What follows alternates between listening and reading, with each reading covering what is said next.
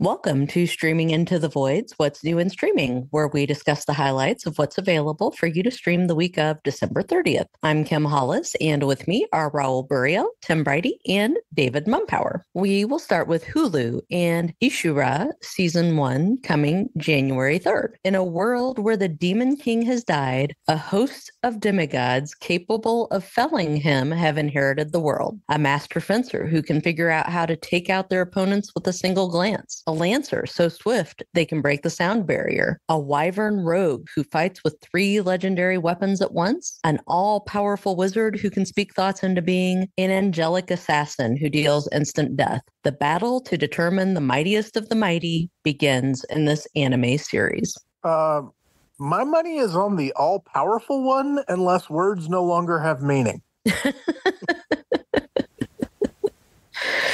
And our other new Hulu release is Daughters of the Cult coming January 4th. I see. Trash television doesn't take a break for the holidays. No. This 5-episode series takes a deep dive into the history of a splinter group of Mormon fundamentalist cult members who perpetrated a deadly wave of violence and abuse for decades in the name of their fanatical leader, Ervil LeBaron, which looks a lot like Evil LeBaron. That's not a real name. Right? I was like, no, fake name, fake person. Nothing good ever comes after you say the words splinter group. That's true. Okay, we move on to Netflix and The Abandoned coming December 31st. It's the holidays, y'all. Come on.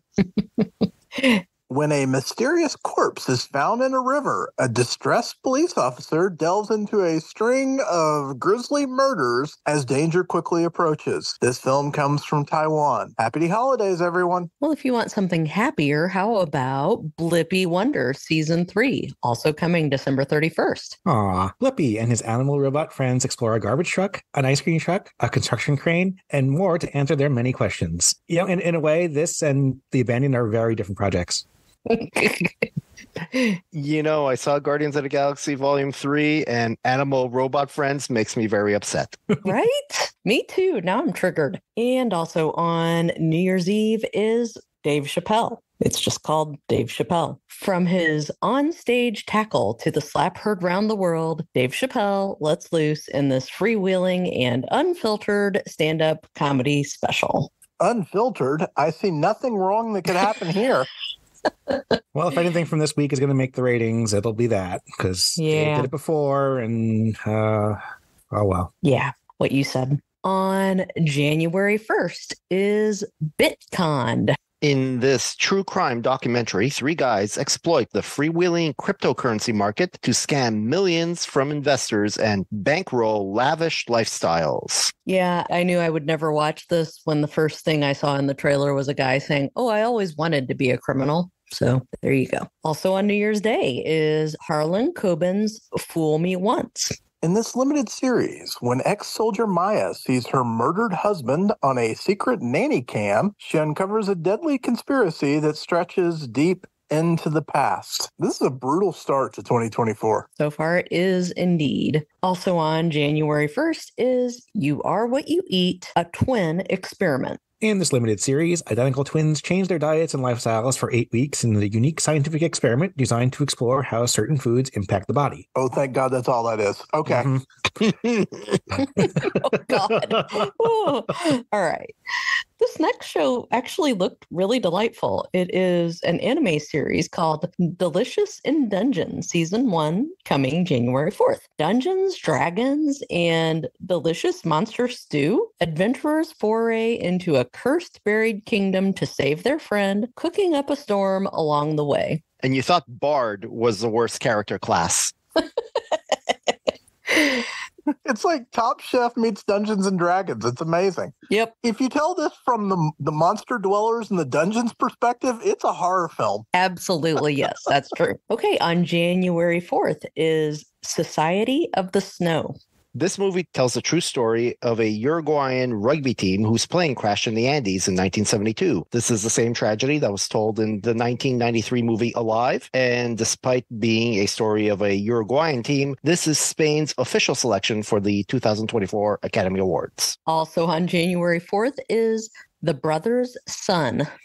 When the head of a powerful Taiwanese triad is shot by a mysterious assassin, his eldest son heads to Los Angeles to protect his mother and his naive younger brother, who's been completely sheltered from the truth of his family until now. This stars Michelle Yeoh, and the trailer is basically her going John Wick on everybody.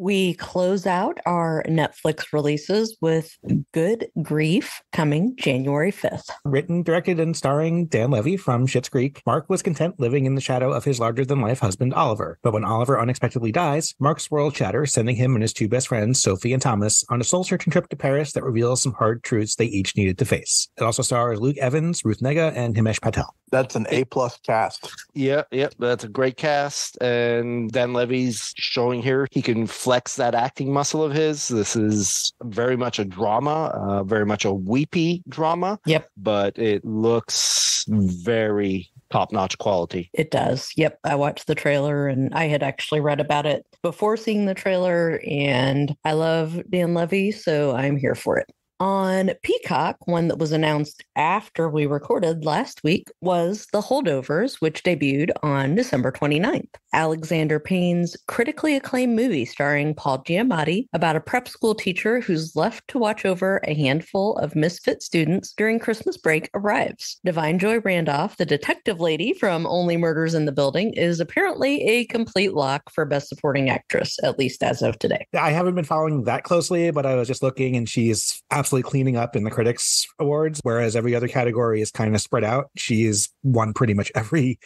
award in that category. Well, she was super great on Only Murders, so I am absolutely rooting for her. So I will, as mentioned, I'll be watching Good Grief. I do love Dan Levy, so that's me. The trailer to The Holdovers really clicked with me. Alexander Payne has a knack for making some very poignant dramas that also don't necessarily bring you down too much. So I'm excited to see this one on streaming. I'm somewhat disappointed that it didn't have a longer run in theaters, though.